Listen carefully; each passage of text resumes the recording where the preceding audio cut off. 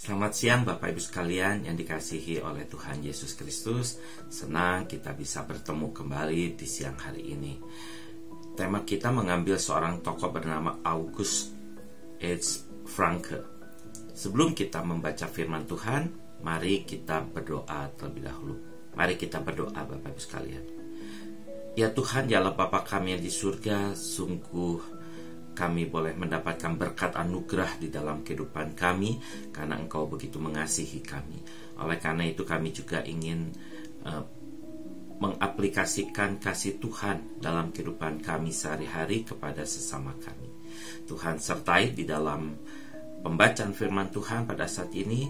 Biarlah firman Tuhan boleh menguatkan kami semua. Terima kasih Tuhan, di dalam Yesus kami berdoa. Amin.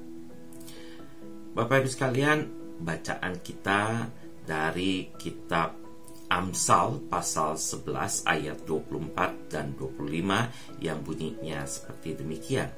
Ada yang menyebar harta tetapi bertambah kaya. Ada yang menghemat secara luar biasa namun selalu berkekurangan.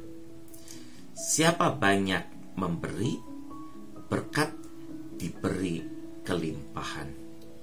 Siapa memberi minum, ia sendiri akan diberi minum. Bapak Ibu sekalian yang dikasihi oleh Tuhan kita Yesus Kristus, mungkin kita semua tidak mengetahui siapa August Francke ini.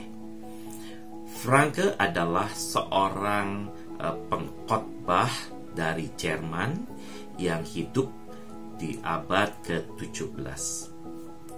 Francke mempunyai panti asuhan yang diperuntukkan bagi anak-anak gelandangan di kota Halle.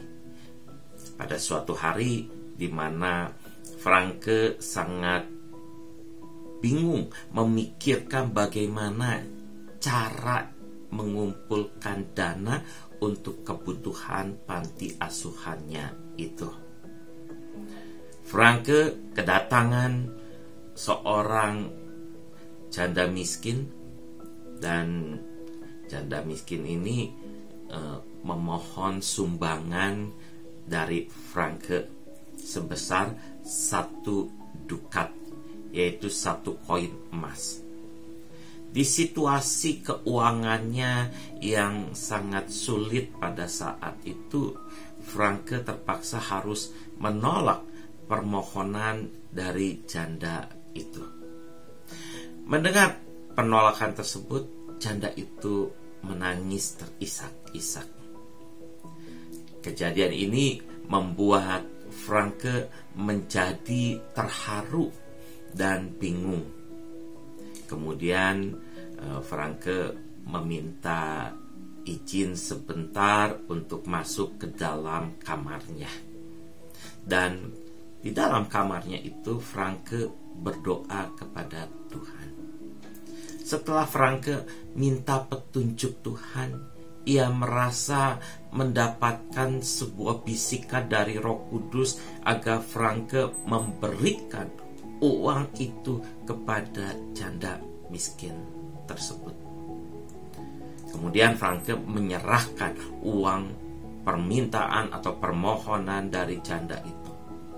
Ini semua dapat dilakukan oleh Francke karena Francke mulai mengubah cara pandangnya untuk mendapatkan dana sebagai kebutuhan dari panti asuhannya itu. Francke tidak lagi mengandalkan dirinya sendiri, tapi mulai berserah secara penuh untuk kebutuhan panti asuhannya itu kepada Tuhan. 2 minggu kemudian, setelah Francke memberikan bantuan kepada janda itu, Francke menerima surat ucapan terima kasih dari janda itu.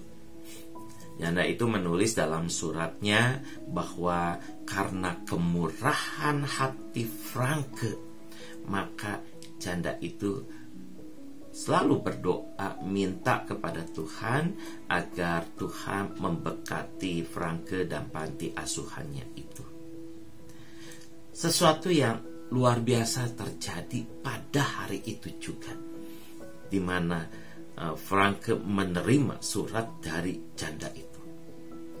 Franke pada saat itu mendapatkan sumbangan 12 dukat dari seorang perempuan kaya, dan 2 dukat lagi dari temannya yang berada di Swedia. Tuhan telah melipat gandakan uang yang Franke berikan kepada janda itu. Rupanya berkat buat Franke belum berhenti. Franke mendapatkan lagi sumbangan 500 batang emas dari Pangeran Ludwig van Württemberg.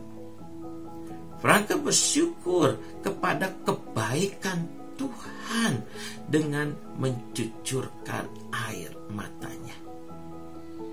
Nah, Bapak Ibu sekalian, memberi atau menolong orang dengan dasar kasih dan kerelaan akan menghasilkan berkat yang berlimpah-limpah dalam kehidupan orang beriman.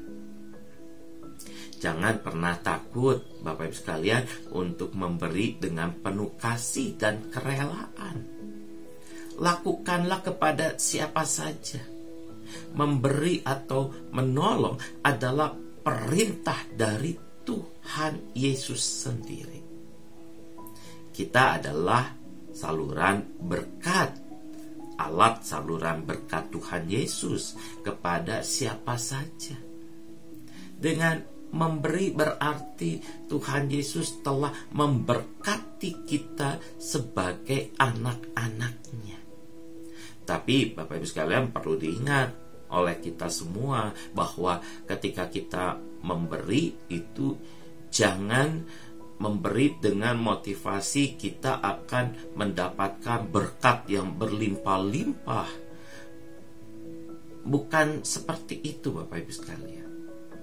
Dengan berkat Tuhan Yesus tidak selalu dalam bentuk materi, tapi bisa apapun juga. Misalnya ketika kita memberi atau menolong dan kemudian kita bahagia, kita bersuka cita, itu juga adalah berkat Tuhan Yesus.